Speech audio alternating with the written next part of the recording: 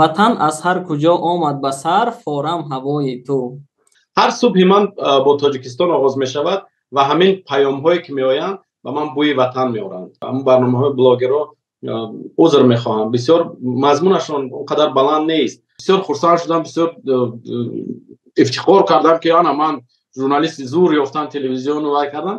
баъд вақте матнро гирифтам нигоҳ мекунам, ягон ҳарф аз матни навиштаи худам. он нафароне ки шабу рӯз коршон дар шабакаҳои иҷтимоӣ сангпартоӣ аст, онҳо асосан бекор ҳастанд. вақте шахс бекор монд, ҳама корро мекунад. барои хизмат кардан ба ватан муҳим нест ки ҳатман дар ватан бошӣ.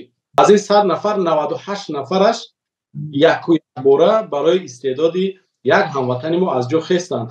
пас мо кӣ ҳастем ки он 98 нафар мехезаду мо намехезем? як хонаи умед барои худ дорад ки Тоҷикистон аст ва дар дилаш аст ки боре ба ин ҷо биёяд. хонаи мо Тоҷикистон аст, мо бармегардем ҳатман ба Тоҷикистон.